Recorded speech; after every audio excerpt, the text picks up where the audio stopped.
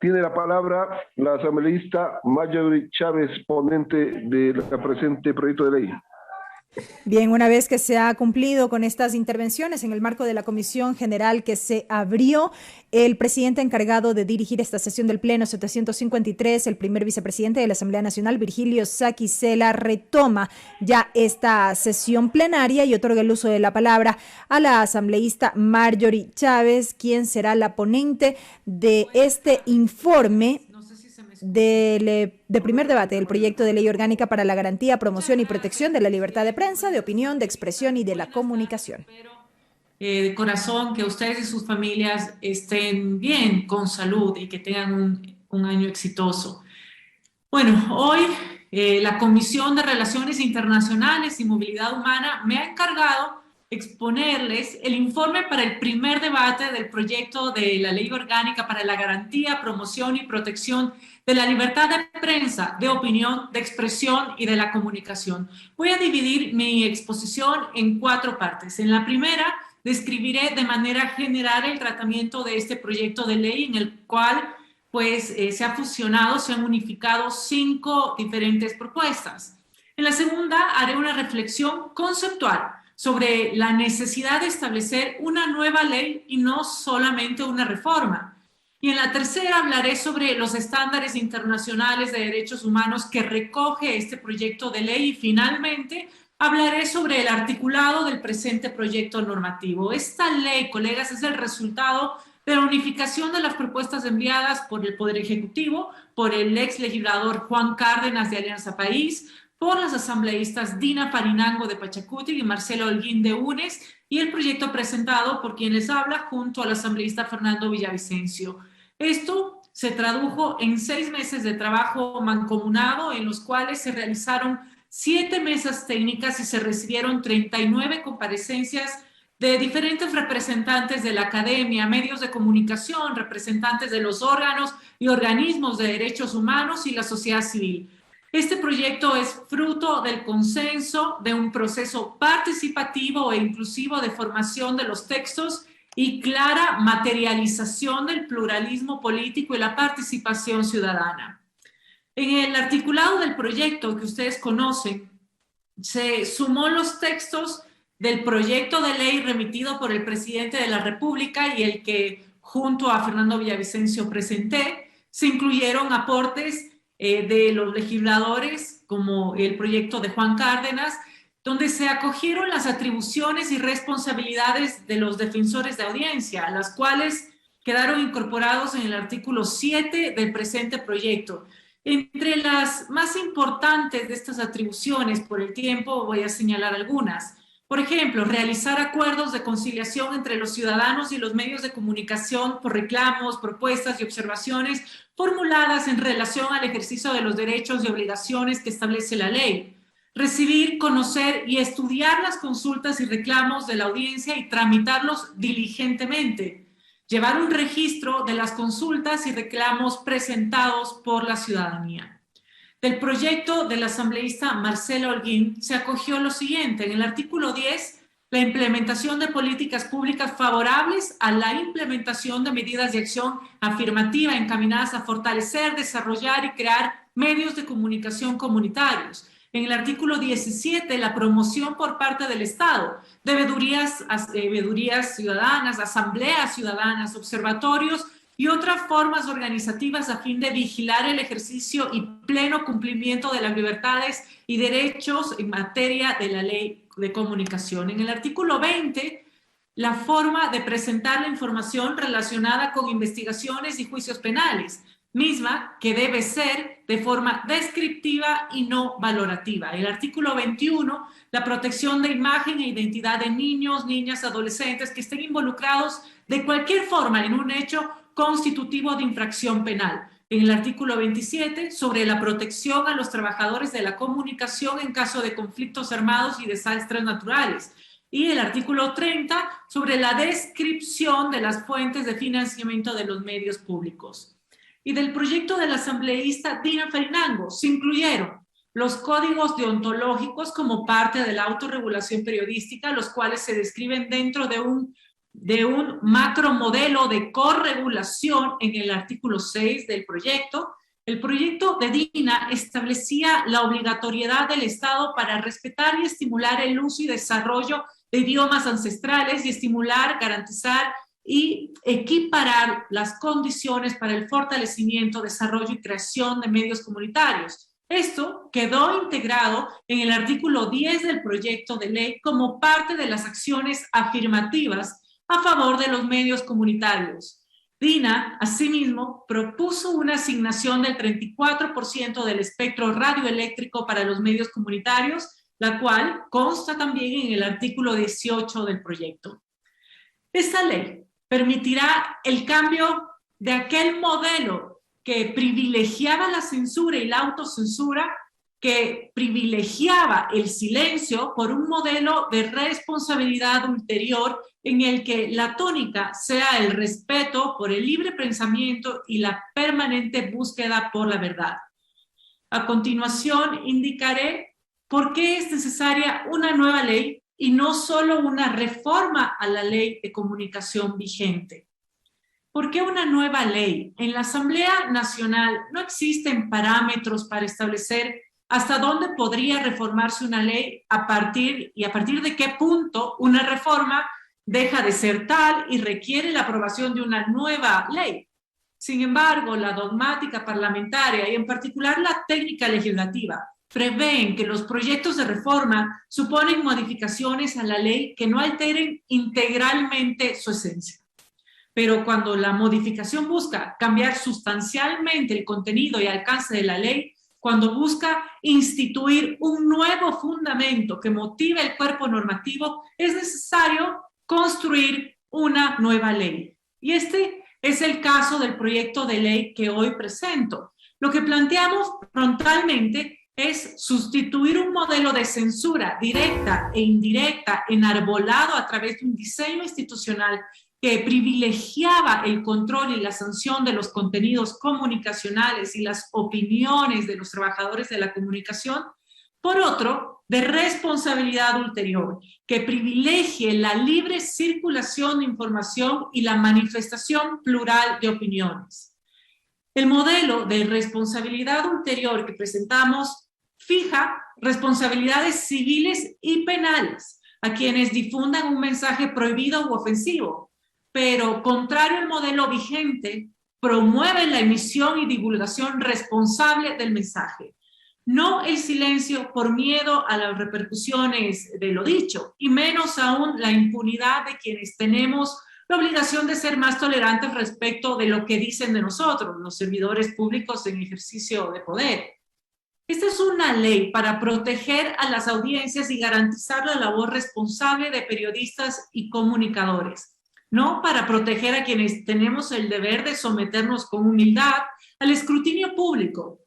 Pero este modelo, a su vez, garantiza el respeto por la reputación de todas las personas y sanciona también cualquier exceso de la libertad de expresión a través de órganos judiciales, como corresponde según los estándares internacionales de derechos humanos, y no a través de órganos administrativos cooptados por quienes resultaron ser enemigos de la libertad de expresión y la libertad de prensa.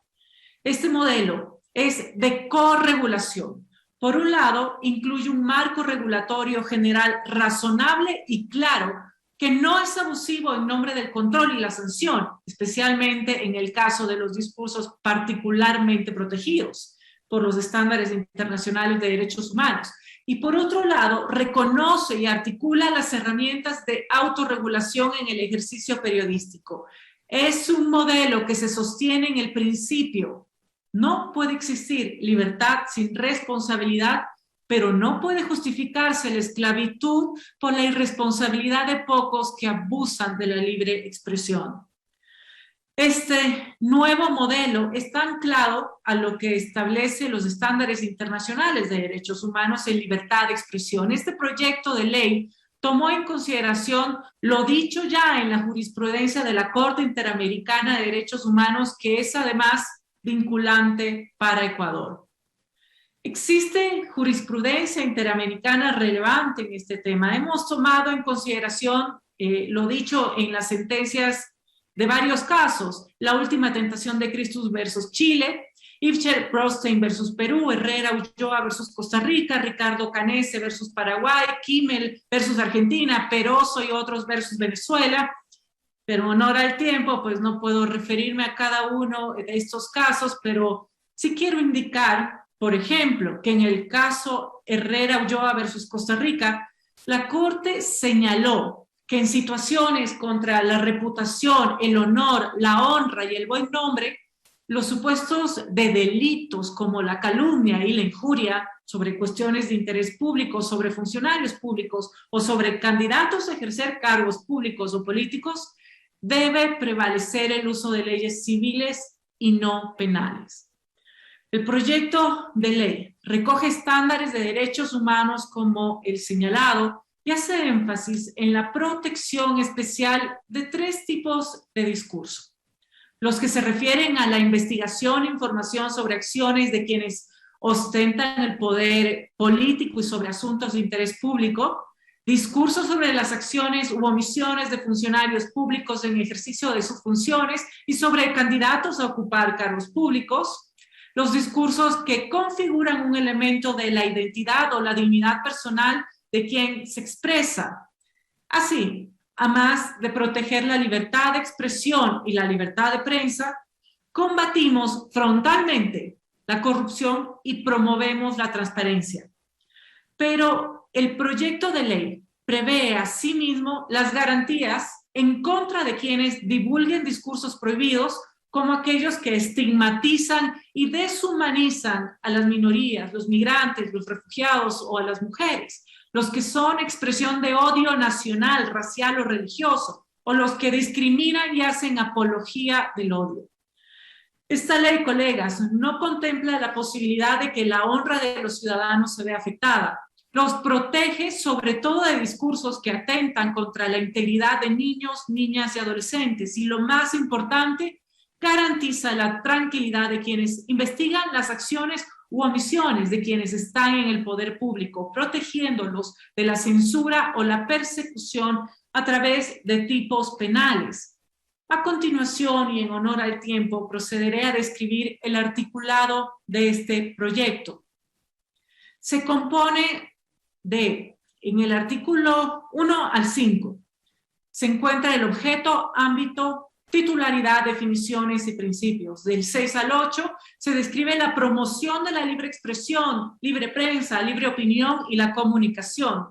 Del 9 al 11 se detalla la protección, entre lo que se destaca los mecanismos de protección a periodistas, como por ejemplo la obligación del Estado de garantizar y proteger la seguridad de los periodistas y trabajadores de la comunicación acorde con la Constitución de la República y los diferentes instrumentos internacionales. La prohibición de realizar cualquier tipo de censura en Internet, garantizar, proteger, promover la independencia editorial, la autonomía financiera y la transparencia y participación ciudadana en los medios de comunicación públicos. La prohibición al Estado de adquirir o poseer acciones, participaciones o derechos de propiedad sobre medios de comunicación privados y comunitarios. Del artículo 12 al 22, se mencionan las garantías para el ejercicio de la libre expresión, opinión y de comunicación, y entre las más importantes menciono el derecho a la réplica y respuesta, a realizarse en el mismo medio, espacio, en el mismo tiempo y de manera gratuita. El derecho a la rectificación a toda persona que haya sido agraviada de forma directa por informaciones inexactas o elaboradas con real malicia. La obligación del Estado de fomentar la pluralidad y diversidad en la comunicación, impidiendo cualquier tipo de monopolio u oligopolio directo o indirecto de la propiedad de los medios de comunicación.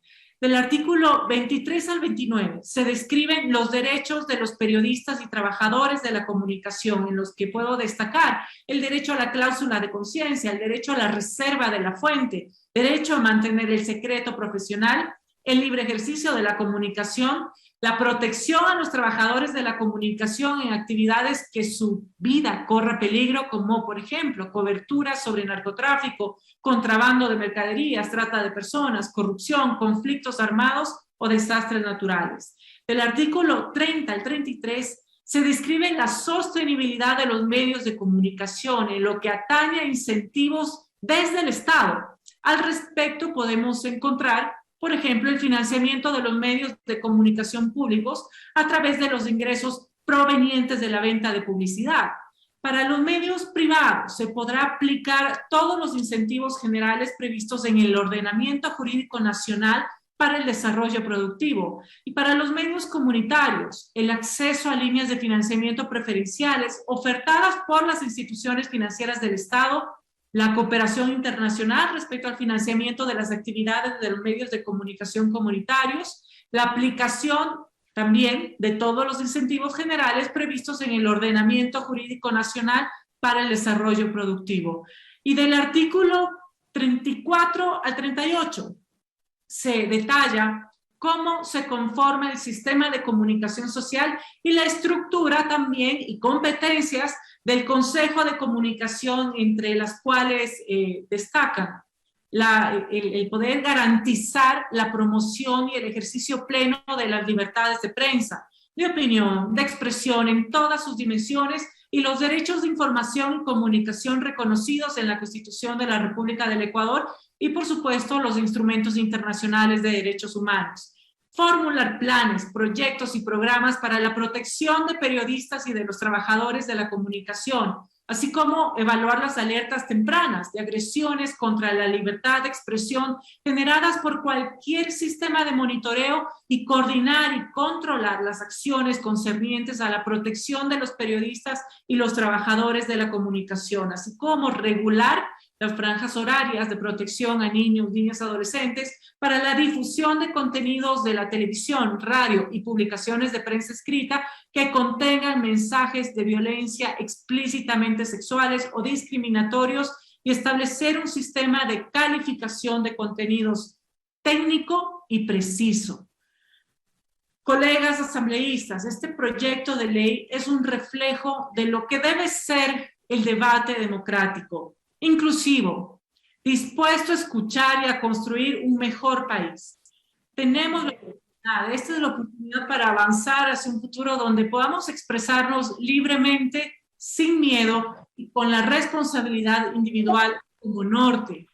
Y para cerrar esta intervención, comparto con ustedes una frase del Premio Nobel de Paz del año 2010, Liu Xiaobo, que nos dice: libertad de expresión es la base de los derechos humanos, la raíz de la naturaleza humana y la madre de la verdad.